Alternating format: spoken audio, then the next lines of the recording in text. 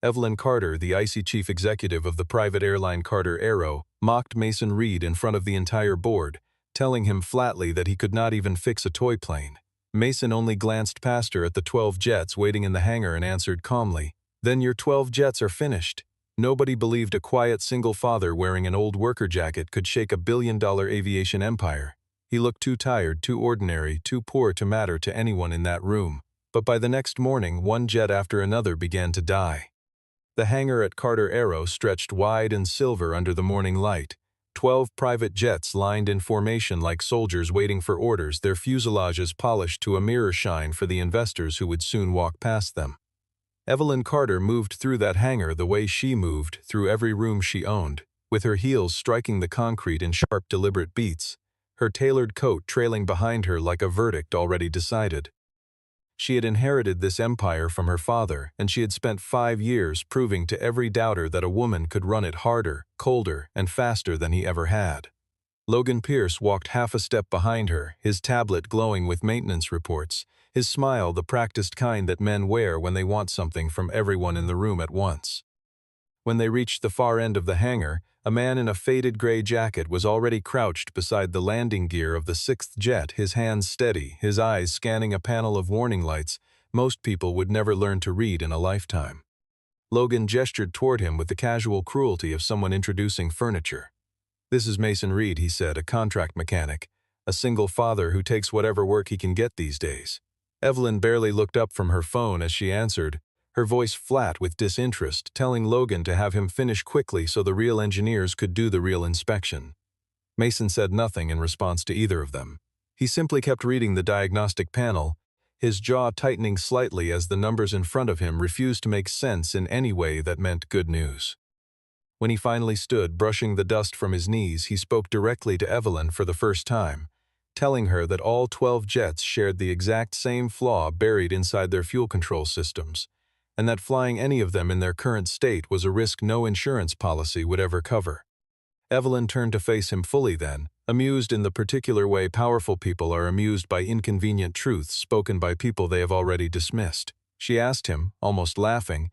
how a man who looked like he had walked in off the street could possibly understand systems that cost more than his entire life had ever earned. Mason held her gaze without flinching, without raising his voice, without giving her the satisfaction of seeing him rattled. The silence stretched long enough that even Logan shifted his weight, sensing something shift in the air that he could not yet name. Evelyn broke it first, her voice sharp enough to cut, telling him plainly that he could not even fix a toy plane, let alone touch a fleet worth more than most cities. The mechanics nearby went quiet, waiting to see how a man so easily humiliated would respond to a woman who held his paycheck in her hand. Mason glanced past her shoulder at the 12 jets gleaming under the hangar lights, each one representing contracts, reputations, and a fortune built across 2 generations. Then he looked back at Evelyn, his voice low, even, and entirely without anger, and said the words that would follow her for the rest of that year. "Then your 12 jets are finished," he told her, and turned to gather his tools without waiting for a reply. Logan let out a short, disbelieving laugh, certain the man had just ended his own career out of wounded pride.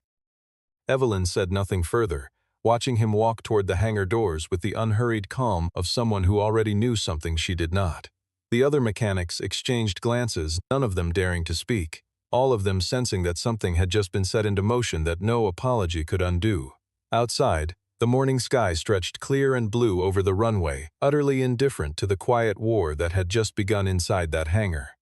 Mason Reed lived a life that asked nothing of anyone, in a small rented house at the edge of town where the porch light flickered and the truck in the driveway ran on patience more than parts. He had raised his daughter alone since she was small, though she rarely appeared in the story he told himself about his own life, kept safely apart from the world of contracts and hangars and men like Logan Pierce. He took whatever mechanical work came his way, fixing lawn equipment, old trucks, and once, memorably, a neighbor's ancient riding mower that everyone else had declared beyond saving. Nobody in town knew that the quiet, soft-spoken man fixing their machines had once worked inside classified hangars where a single miscalculation could cost lives measured in the dozens. He never mentioned it, never let it slip over coffee or small talk, because that life had ended the day he watched a superior officer bury a safety failure to protect a budget instead of a crew. Evelyn, for her part, had learned to read people the way she read balance sheets, in quick glances and snap judgments that rarely left room for revision. She saw Mason's worn jacket, his unremarkable truck, his quiet refusal to explain himself, and she filed him away as exactly what Logan had presented him to be, a desperate man taking scraps of work to survive.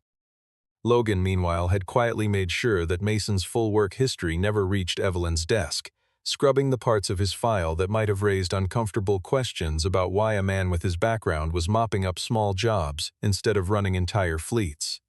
It was easier, Logan reasoned, to keep the technical team small, loyal, and unquestioning, especially with so much already hidden beneath the surface of Carter Aero's gleaming reputation. Mason had taken the contract job without complaint, needing the income. But something about the maintenance records he glimpsed in passing had unsettled him from the very first afternoon. The irregularities were subtle at first, a part replaced slightly ahead of its scheduled cycle, a signature that did not quite match the engineer it claimed to belong to, a pattern only visible to someone who had spent years trained to notice exactly these kinds of inconsistencies. Mason said nothing about his suspicions to anyone in those early days, choosing instead to watch, to document quietly in his own notes, and to wait for a moment when speaking up might actually be heard rather than dismissed. He had learned the hard way years earlier that raising an alarm too early, without proof, only gave powerful people the chance to bury the truth before it could breathe. So when he finally spoke that morning in the hangar, it was not an impulsive warning born of irritation, but the calculated conclusion of weeks spent quietly piecing together a pattern that pointed toward deliberate sabotage rather than simple negligence. Evelyn's mockery had only confirmed what he already suspected, that the people running Carter Aero were far more interested in appearances than in the truth sitting quietly inside their own fuel systems. Carter Aero stood on the edge of the most important week in its recent history, with an international investment summit set to bring together wealthy partners, foreign delegations, and the kind of money that could either expand the company into new continents or quietly sink it for good. All 12 jets were scheduled to fly within 2 days, carrying executives, dignitaries, and strategic partners whose confidence in the company depended entirely on a flawless, uneventful journey through the sky. Evelyn felt the weight of that timeline pressing against every decision she made, aware that her father's legacy and her own reputation were balanced on a fleet of machines she had never personally inspected. A rival aviation group had been circling for months, ready to swoop in with a cheaper, faster offer the moment Carter Aero showed even the smallest sign of weakness or delay. Logan reminded her of this constantly, framing every hour of caution as an hour handed directly to the competition and urging her to push the maintenance schedule forward no matter what minor concerns the technical staff raised. Mason, working quietly in the records room that Logan had reluctantly allowed him into, found something that made his stomach tighten in a way it had not in years. The maintenance logs for the fuel control modules had been altered, dates shifted just enough to suggest routine servicing had occurred when in fact it had not, the kind of falsification that only someone with deep access to the system could pull off cleanly. He brought his findings to Evelyn directly, laying out the discrepancies in plain, unhurried language, warning her that flying any of the 12 jets in their current state risked an engine failure mid-flight, not a minor inconvenience on the ground. Evelyn listened with her arms crossed, her expression unreadable, before concluding aloud that this looked less like genuine concern and more like a contractor inflating problems to justify a larger invoice. Logan nodded along eagerly, seizing the moment to suggest that Mason be removed from the property before he could cause further delays to a schedule already stretched to its limit. Evelyn gave the order without much hesitation, telling security to escort Mason out of the hangar and to find someone less dramatic to finish the remaining inspections. Mason did not argue or raise his voice, gathering his tools calmly while the security guards waited a respectful distance away, allowing him the dignity of leaving on his own terms rather than being dragged out. Before he passed through the hangar doors for what he assumed would be the last time, he left a short handwritten note on the clipboard hanging beside the dispatch office, the kind of note no one would notice until it was already too late to matter. It read simply that the fleet should not be started under any circumstances until someone qualified reviewed the fuel control systems again, a final warning offered freely to people who had already decided his warnings were worthless.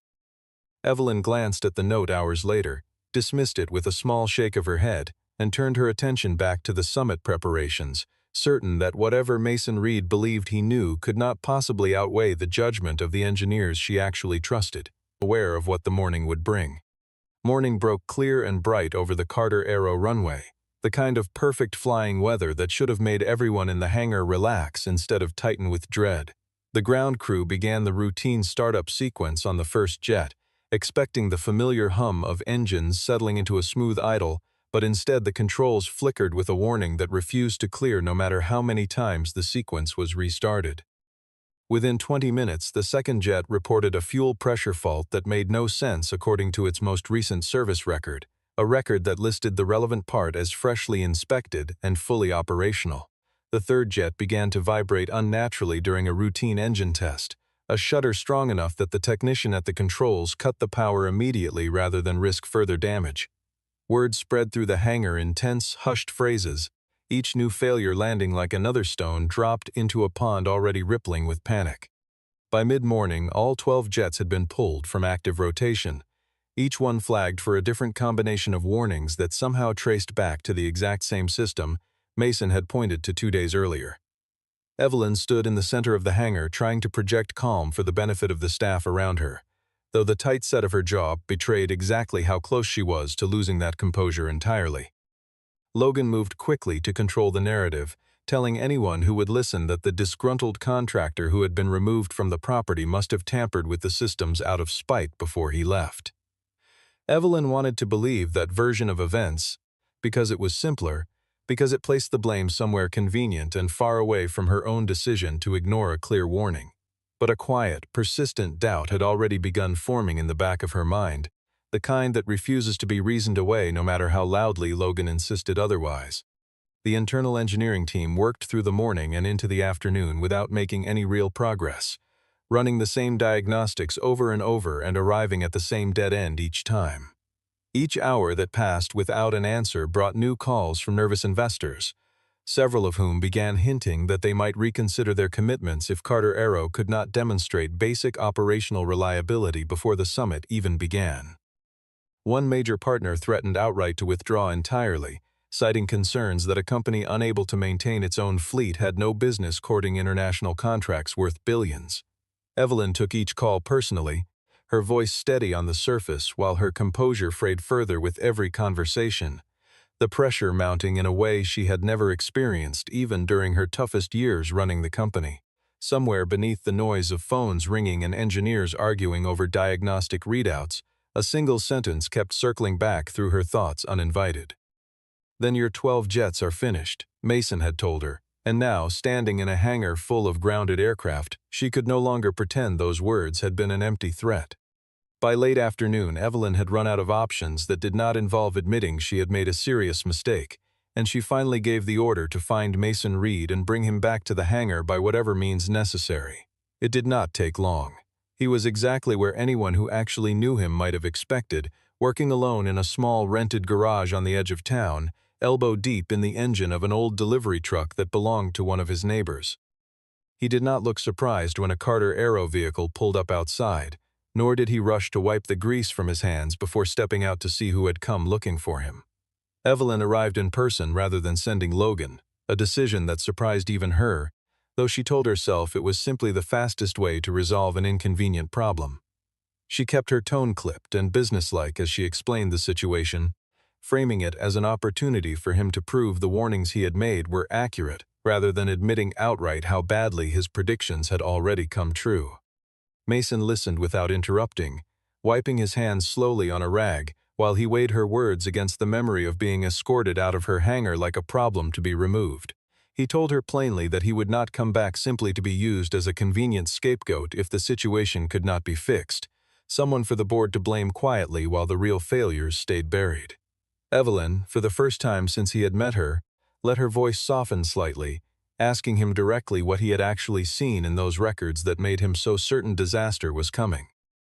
It was the first real question she had asked him, rather than a command, and something in the shift did not go unnoticed by either of them standing in that quiet garage. Mason agreed to return, but only under conditions he stated clearly, and without room for negotiation, full and unrestricted access to every maintenance record, every parts inventory, and every technician on the team, with no interference from anyone above him in the chain of command. Evelyn hesitated only briefly before agreeing, recognizing that whatever pride she had left mattered far less than salvaging the company her father had built from nothing. Back at the hangar, Logan grew visibly uneasy when he learned Mason was returning with that level of authority, his easy confidence from earlier in the week replaced by a tension he tried badly to hide behind forced enthusiasm. He offered to help Mason settle back in, an offer that felt less like cooperation and more like a man trying to stay close enough to monitor exactly how much the truth was about to surface. Mason accepted the gesture politely, giving no indication that he had already begun to suspect Logan's fingerprints were somewhere underneath the falsified records he had found 2 days earlier. As the sun set over the runway, Mason walked back into the hangar that had cast him out only 48 hours before, this time with Evelyn walking silently beside him rather than ahead of him. Mason walked back into the hangar under the watchful, skeptical eyes of the same technical team that had treated him like an afterthought only days earlier, though none of them dared voice their doubts out loud this time. He did not waste time defending himself or explaining his presence, moving instead directly to the first jet, and beginning a methodical inspection that followed a clear, deliberate logic rather than the scattered guesswork the internal team had been relying on. Within an hour, he had identified that all 12 jets shared a single fuel coordination module that had been quietly replaced with a substandard component, one that mimicked the appearance of the original part closely enough to pass a casual glance. He explained to the gathered engineers, in plain and patient language, that the failures had nothing to do with the engines themselves and everything to do with a falsified maintenance chain designed to hide exactly this kind of substitution. Evelyn watched from a short distance away, arms crossed, listening to him speak with the quiet authority of someone who had clearly done this kind of work long before he ever set foot in her hangar. He pulled up the digital service history on a tablet and projected it onto a large screen at the front of the workspace, walking the room through the exact sequence of failures step by step, showing how each falsified entry had created the illusion of routine maintenance while the actual systems degraded unnoticed underneath. The room fell into a heavy, uncomfortable silence as the pattern became undeniable even to engineers who had spent the entire previous day insisting no such pattern existed. Logan tried to interject, suggesting that Mason was exaggerating the severity of the problem to make himself appear more valuable than he actually was. Mason did not raise his voice or react with irritation, simply requesting calmly that the sealed parts inventory be opened so everyone in the room could see for themselves whether his claims held up against the physical evidence. Evelyn gave the order immediately, cutting off whatever objection Logan was preparing to offer next.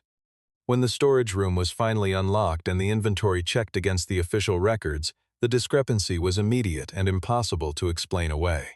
Dozens of boxes that should have contained genuine, certified components were missing entirely, replaced on paper by entries that no one in the room could account for. Evelyn stood in the doorway of that storage room staring at empty shelves that represented far more than missing parts, representing instead a betrayal that had been unfolding inside her own company for longer than she wanted to consider. The technicians who had mocked Mason days earlier now watched him with a different kind of attention, the kind reserved for someone who had just proven, beyond doubt, that he understood their fleet better than anyone else standing in that hangar. Mason said nothing about the shift in their attitudes, focused entirely on the work still ahead of him, because identifying the problem had only been the first and easiest part of what needed to happen next.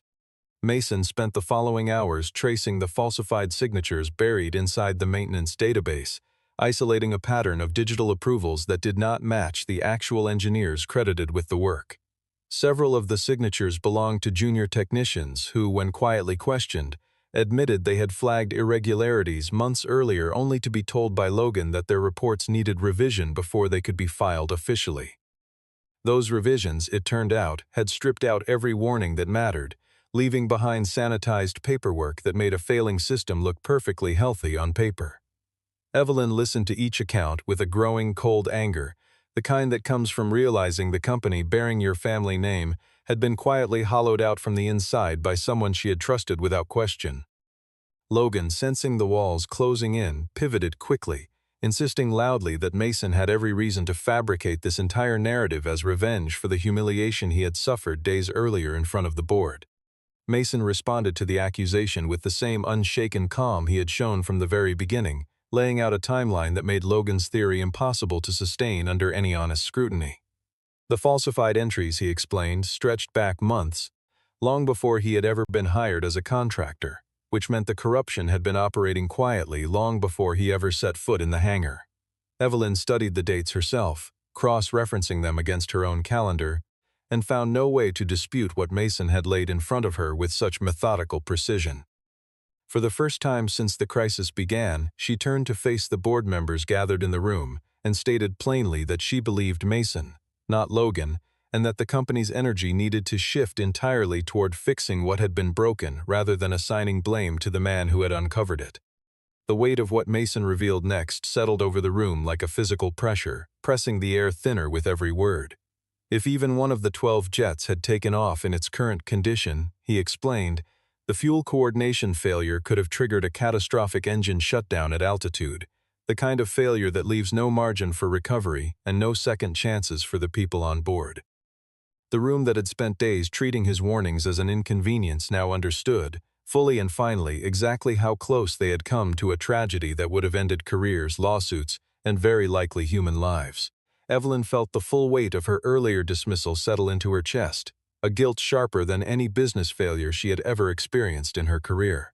The mockery that had defined her first impression of Mason Reed had curdled, in the space of a few days,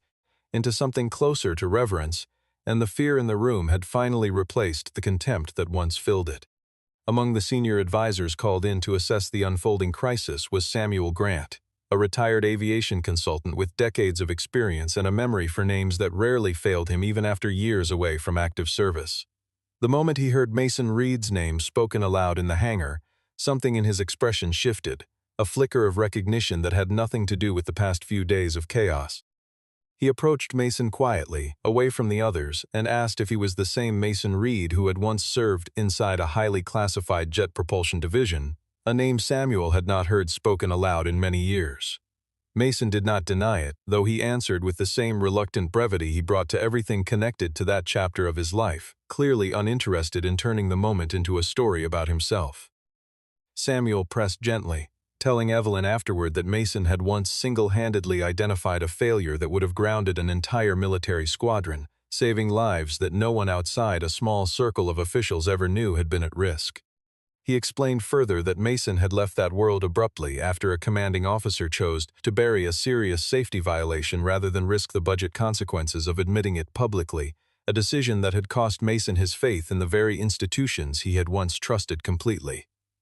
Mason had walked away quietly, refusing offers from private contractors who wanted to capitalize on his expertise, choosing instead a life defined by anonymity rather than recognition. Evelyn absorbed this information slowly, piecing together why a man with his obvious skill had spent years fixing small engines in a forgotten corner of town instead of commanding rooms full of executives eager for his expertise. It explained, too, why he had never once tried to leverage his background for higher pay or better treatment, choosing instead to let his work speak entirely for itself, regardless of who was listening or who was watching. Standing in the hangar that evening, watching Mason quietly continue his inspection despite everything that had been revealed about him, Evelyn felt something shift inside her that went beyond simple professional respect. She understood now that his calm in the face of her earlier cruelty had not been weakness or resignation, but the steady discipline of a man who had already survived institutions far colder than her boardroom. He had not warned her about the fuel systems to prove a point or protect his pride, but because somewhere underneath the worn jacket and the quiet manner was a man who still believed, despite everything, that protecting people mattered more than being believed. Evelyn watched him work without interrupting, and for the first time since the crisis began, her guilt softened slightly into something closer to genuine respect for the man she had so carelessly dismissed. Sensing that the walls were closing in around him, Logan made a desperate attempt that evening to delete portions of the maintenance database before anyone could connect his access permissions to the falsified entries Mason had already uncovered. He underestimated, however, that Mason had anticipated exactly this kind of move and had quietly mirrored the critical records onto a separate backup system days earlier, a precaution born from years spent working around people who preferred convenient silence over inconvenient truth. When Logan's deletion attempt failed to erase anything that actually mattered, he shifted strategy entirely. appearing before the board to argue loudly that Mason had manipulated Evelyn into trusting him completely, exploiting her panic to seize control of decisions that belonged to trained engineers rather than outside contractors. One of the company's largest investors, already nervous about the unfolding crisis, issued an ultimatum that demanded a full explanation within 24 hours or the immediate withdrawal of every commitment tied to the upcoming summit. Evelyn found herself standing at a crossroads that tested everything she believed about leadership and pride, forced to choose between protecting the polished image she had spent years building or trusting the judgment of a man she had humiliated only days earlier. Mason, for his part, offered no dramatic ultimatum of his own, simply laying out a tight but achievable plan that could restore all 12 jets to safe operating condition within the narrow window the investor had given them. His plan came with one firm condition that he stated without hesitation, insisting that Logan be removed from any position of authority over the technical team immediately, before the man could cause further damage to systems already stretched dangerously thin. Evelyn did not hesitate this time, the way she had hesitated days earlier in that same hangar, and made the decision swiftly, stripping Logan of his authority on the spot in front of the very staff he had spent years intimidating into silence. Logan's composure finally cracked under the weight of his own exposure, and he left the hangar that night not with quiet dignity, but with a bitter parting threat aimed directly at Evelyn, warning her that Carter Aero would collapse entirely without him pulling its strings from behind the scenes. Evelyn watched him go without flinching, the fear she might have felt only a week earlier, replaced now by a hardened resolve she had not known she possessed until the crisis forced it out of her. The remaining staff in the hangar exchanged glances that mixed relief with disbelief, watching the man who had quietly controlled so much of their working lives walk out through the same doors Mason had been forced through only days before. Mason did not celebrate the moment or remark on the irony of it, returning instead to the diagnostic screens still glowing in front of him, fully aware that removing Logan had only cleared the obstacles, not yet solved the actual crisis still sitting heavily across 12 grounded jets. The clock, as everyone in that hangar understood without needing to say it aloud, had already started running again. Mason organized the repair effort with the calm precision of someone who had run far higher stakes operations long before he ever set foot in Evelyn's hangar, dividing the 12 jets into 3 groups based on the severity and complexity of their individual failures. He prioritized the aircraft most likely to be restored quickly, reasoning that early successes would build momentum and confidence among a technical team still rattled by days of confusion and blame. Evelyn surprised everyone, including herself, by staying through the night rather than retreating to her office to manage the crisis from a comfortable distance. She moved between workstations approving parts orders, contacting suppliers directly, and clearing whatever bureaucratic obstacles threatened to slow the engineers down, a kind of hands-on involvement she had never once shown in her years running the company. Mason directed the effort without raising his voice or issuing harsh demands, and yet every technician in that hangar followed his instructions with an attentiveness that command alone could never have produced. Sometime past midnight, one of the younger engineers pulled Mason aside quietly and confessed, with visible shame, that he had noticed irregularities in the fuel systems weeks earlier, but had been pressured by Logan into rewriting his reports to avoid drawing unwanted attention. Mason listened without judgment, telling the young man plainly that the greatest failure in any system was never the mistake itself, but the culture that punished honesty about mistakes until people learned to hide them instead of fixing them. Evelyn overheard the exchange from a few steps away and felt the words settle into her with uncomfortable clarity, recognizing in them an indictment of the very company culture she had built and defended for years without question. She said nothing in that moment, but something in her expression told Mason she had heard every word, and that the lesson had landed exactly where it needed to. By the early hours of the morning, 3 of the 12 jets had been successfully restored and tested, their engines settling into the smooth, steady hum that represented hours of careful, methodical work finally paying off. The relief in the hangar was real but brief, interrupted almost immediately when the flagship jet, the one scheduled to carry the most critical investors, returned diagnostic results far worse than anyone had anticipated. Mason examined the readouts closely, his expression hardening as he recognized signs that pointed toward something more deliberate than ordinary mechanical failure, something closer to an act of sabotage carried out with a clear and specific target in mind. He said nothing immediately to alarm the team further, choosing instead to quietly gather additional evidence before raising his suspicions to Evelyn, aware that panic at this stage could undo hours of hard-won progress.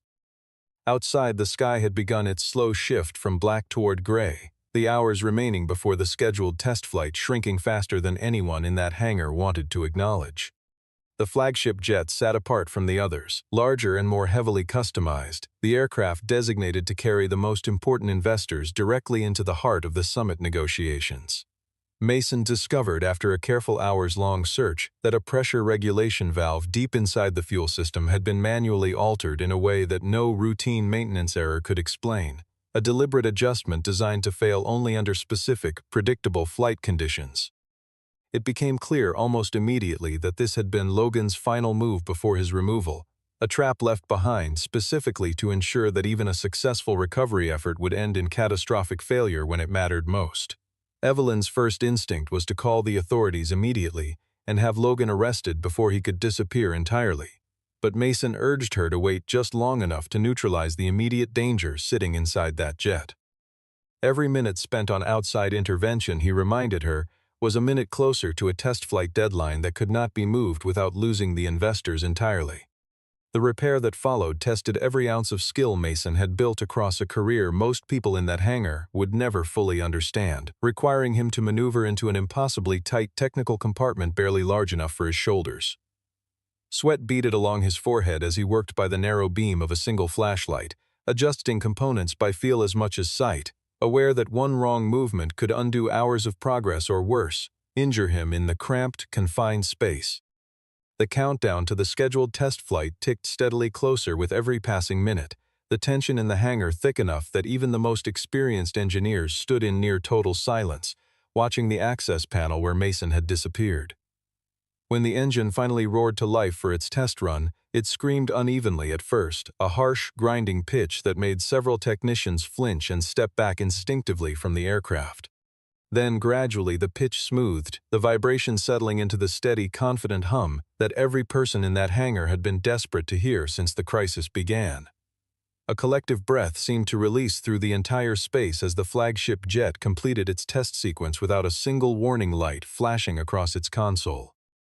Evelyn turned to look at Mason as he climbed out from beneath the aircraft, exhaustion etched across his face, grease staining his hands and forearms, and for the first time she saw him not as a desperate contractor or a convenient scapegoat, but as the man who had quietly saved her entire company from a disaster that would have ended careers and very possibly lives. She did not say anything immediately, the moment too large for words that could capture it properly, but something in the way she looked at him made clear that the contempt she once felt had been replaced entirely by something far closer to awe. With every jet finally stabilized and cleared, Mason presented the full body of evidence before the assembled board, laying out the falsified components, the altered signatures, the deleted records, and finally the deliberate sabotage discovered inside the flagship aircraft.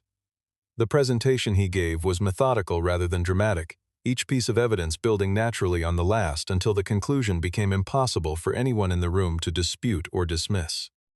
Word arrived partway through the meeting that security had intercepted Logan attempting to transfer funds to an account overseas, an act that immediately confirmed every suspicion the gathered evidence had already pointed toward.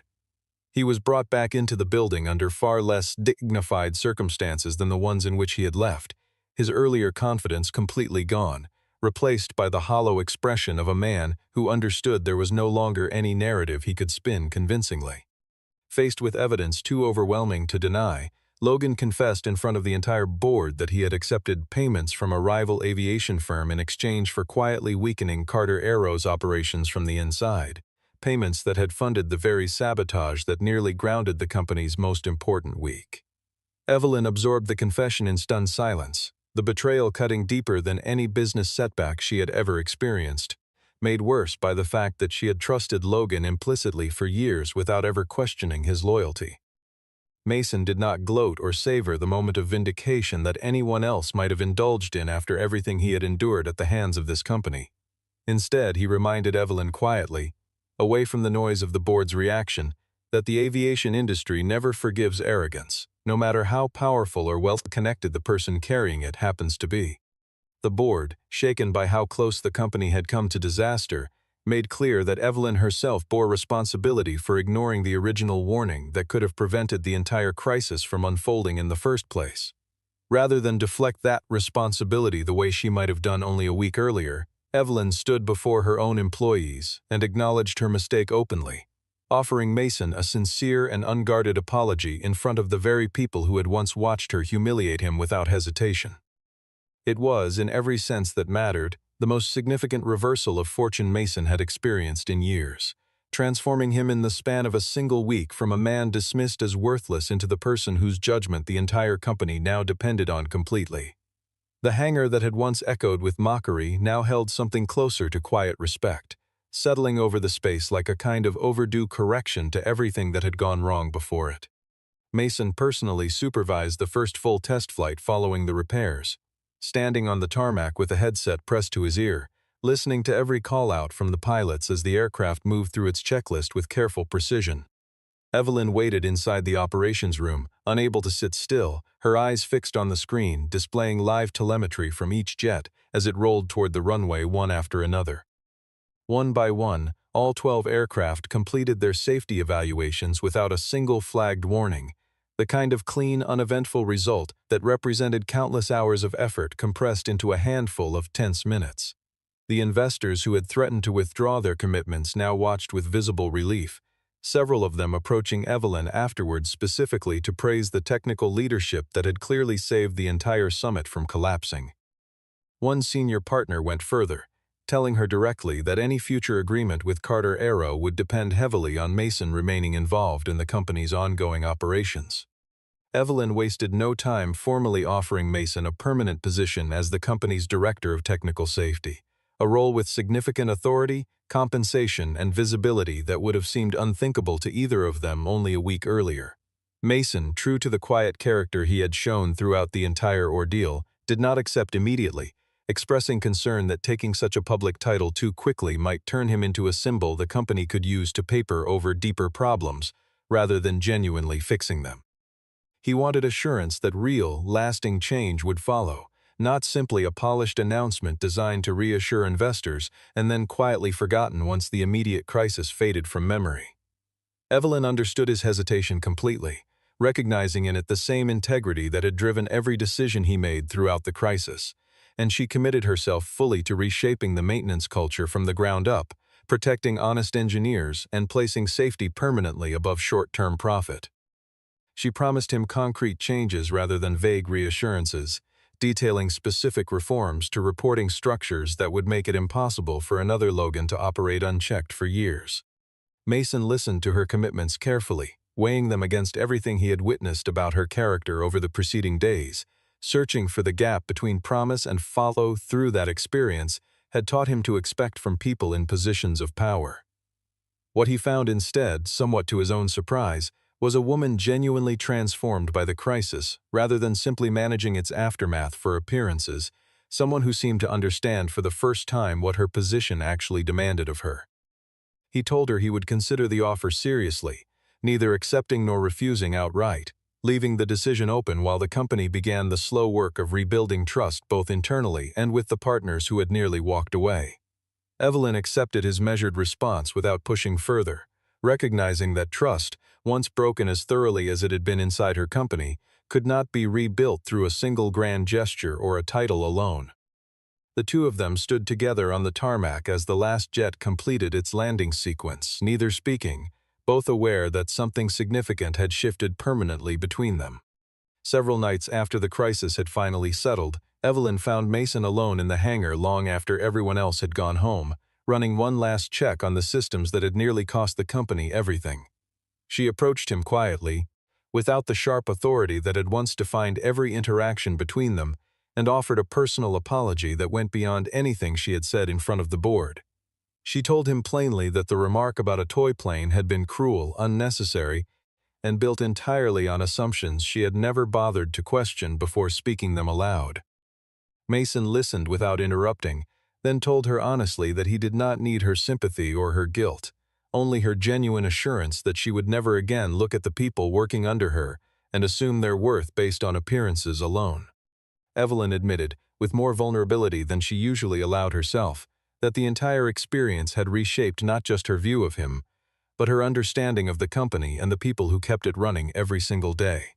There was no rushed declaration of feeling between them, no dramatic grown slowly out of crisis and honesty rather than convenience.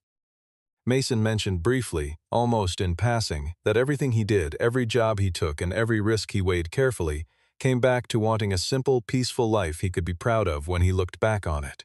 Evelyn caught, in that small admission, a glimpse of the gentler man hidden underneath the guarded exterior he showed the rest of the world, someone who measured success in honesty rather than recognition.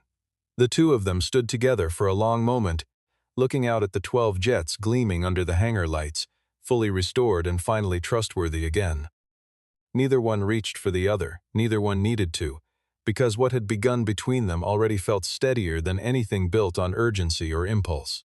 On the day the new contracts were finally signed, all 12 Carter Aerojets lifted cleanly into a bright morning sky while reporters and investors watched from the tarmac, capturing the kind of moment the company had nearly lost the chance to ever experience. Evelyn stood before the cameras and did something almost no executive in her position would have considered doing a week earlier, refusing to take credit for the recovery and stating plainly, in front of every camera present, that Mason Reed alone had saved the company from a catastrophe of its own making.